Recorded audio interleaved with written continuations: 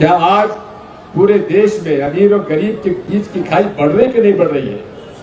एक तरफ वो लोग हैं जिनके 16.5 लाख करोड़ कर्जा माफ होता है और एक तरफ बाकी वो लोग हैं जिनका 1 पैसा भी कर्जा माफ नहीं होता।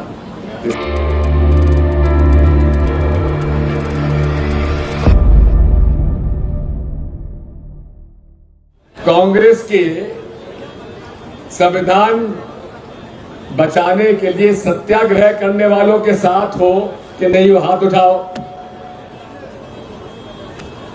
और अब यह हाथ उठाओ कि संविधान की हत्या दिवस मनाने वालों के साथ कोई हो तो हाथ उठा लो। तो फिर भाई कांग्रेस के पास विकल्प क्या है? माननीय, एक अनुरोध है, हम पर आरएसएस और भाजपा आरोप लगाती है इंदिरा जी पर कि उन्होंने संविधान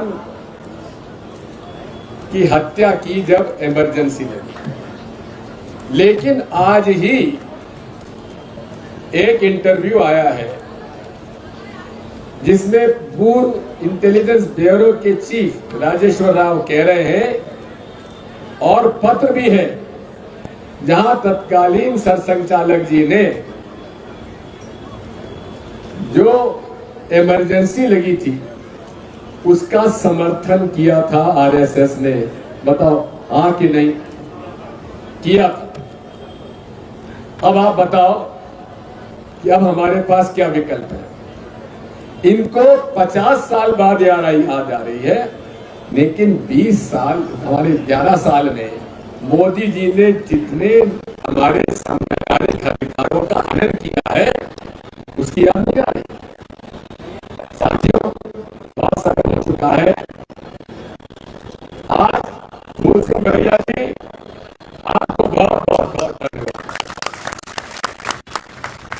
और हम तो माननीय महासचिव से अनुरोध करेंगे, और हमारे कार्यकर्ता ने मेरे कान में आके कहा कि साहब फूल सिंह बरैया जी को आप पूरे प्रदेश में घुमाइए। भाई मैं समर्थन, आपका भाषण बरैया जी, हम दिल से आपको बधाई देते हैं। बहुत बहुत धन्यवाद। इससे ज्यादा मुझे कुछ नहीं कहना। आप सबको बहुत बहुत धन्यवाद। हमारे प्रदेश कांग्रेस कमेटी के अध्यक्ष जी को धन्यवाद।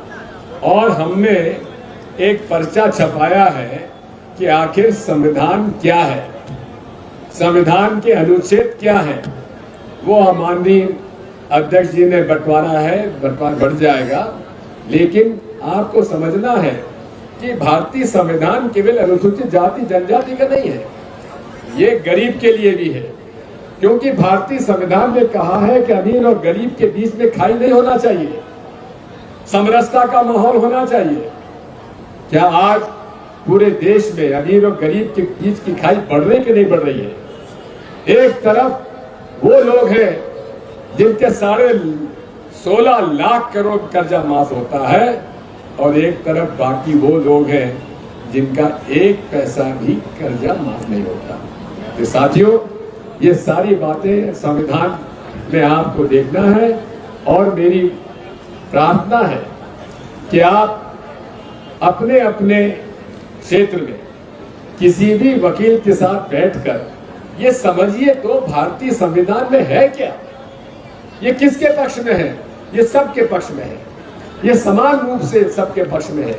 और सही पूछो तो मैं तो यही कहूंगा कि अगर हम लोगों का ये मानना है कि सबको बराबर का दर्जा होना चाहिए, तो यही तो भारतीय संविधान कहता है। अगर हम कहते हैं कि सबको वोट का अधिकार होना चाहिए, यही तो संविधान कहता है। सबको आगे बढ़ने का अवसर होना चाहिए, शिक्षा का अवसर होना चाहिए, यही तो संविधान कहता है। फिर संविधान का विरोध क्यों होता है?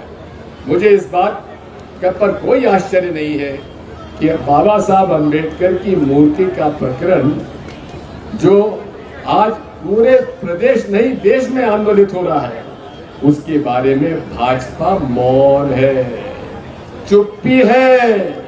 ये चुप्पी जो है इसका है कि जो उसका विरोध कर रहे हैं उनके लिए मौन स्वीकृति मानकर चलिए। भाजपा जो है बाबा साहब अंबेडकर की मूर्ति ग्वालियर उच्च न्यायालय में नहीं लगना चाहती, ये उनकी मौन स्वीकृति है। इसी बात को लेकर आप सब लोग यहाँ पधारे और आप सबको बहुत बहुत धन्यवाद।